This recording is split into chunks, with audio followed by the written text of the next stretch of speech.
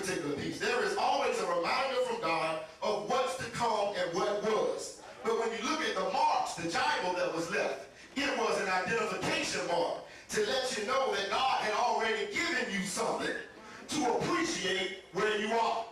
Now the problem with so many of us is that we don't respect where we are. That's why we can't move forward to get more than what God already has.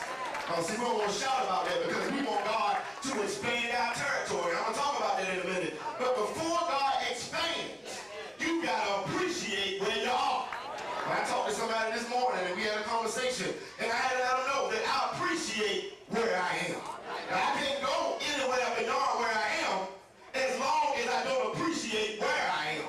And for many of us, the reasons that God is still waiting to open up the windows and pour you out a blessing is that God is waiting for you to respect what you already got. When you think back to our ancestors, and I'm just going to use these hymn books. These will be my chapels today. When you think about where you come from, the hymn books are the place that shows you what's yours. For many of us, we want more than what's ours. Or we allow other folk to get in our head and minimize what's ours. Let me tell you what I'm talking about. God gives you what you deserve, what you need for the time being in which you are part of. Now, if you want more, you got to show yourself worthy with what you already got so that God can know that you can handle what you already got. Now, the reason some of us miss that is that we don't respect where we are. It's in this space that God says, maximize what I have for you. It's in this space that you respect what the Lord is trying to do for you.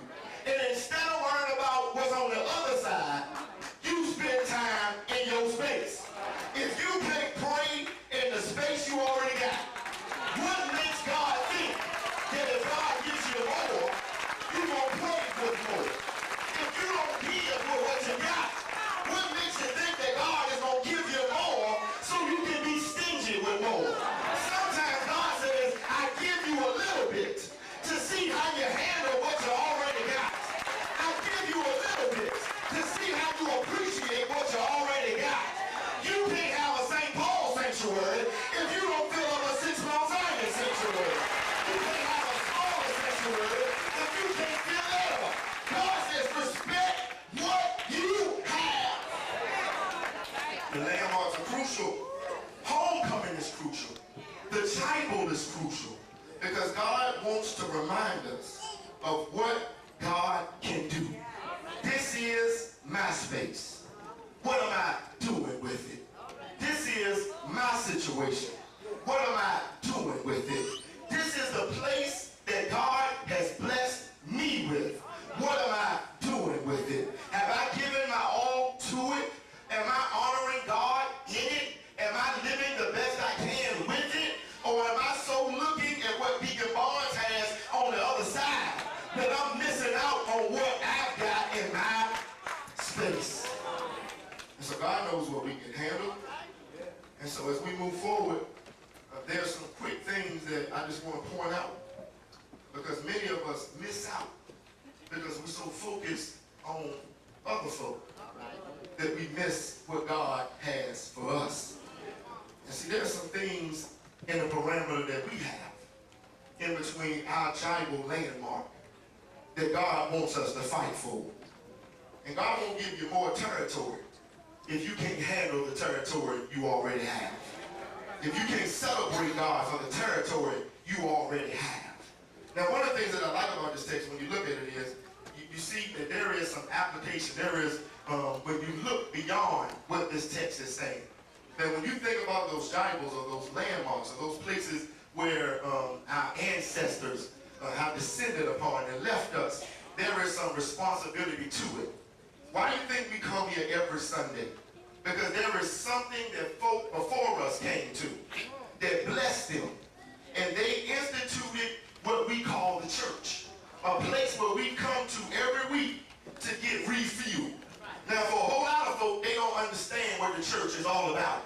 And so I've been around folk who come to church just to watch because they don't understand the experience of of who God is.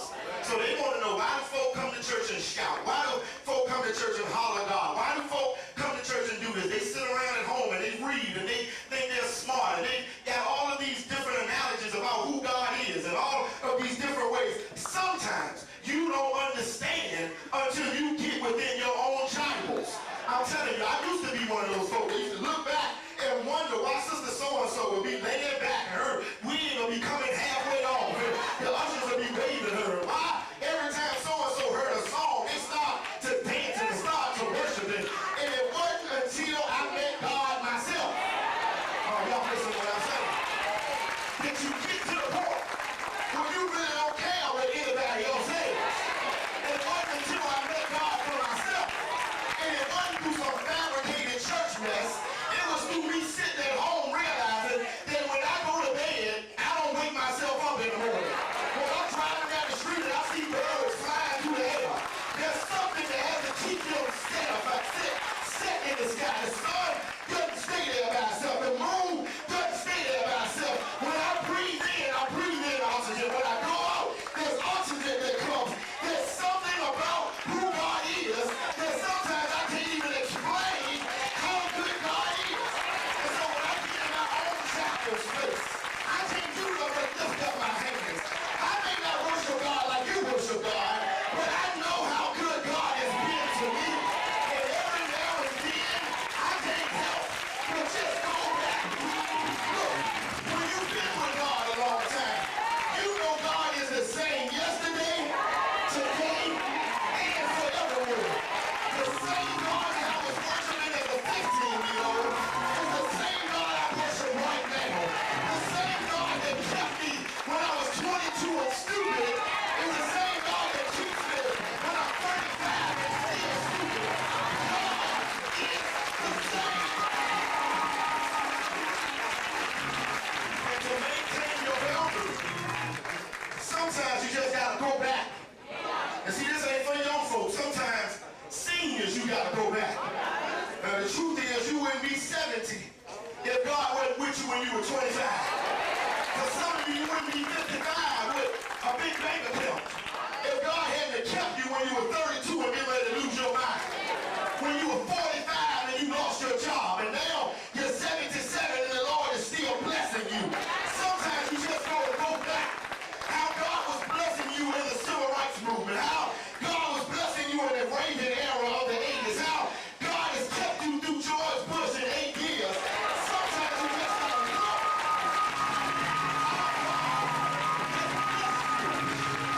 And there was a time when gas used to be under $1. Gas was $1.50, and I said, Lord, how much we ain't gonna make it if we get $2? And then gas was $2 there. I said, we ain't gonna make it if it gets to $3. And then gas was $3.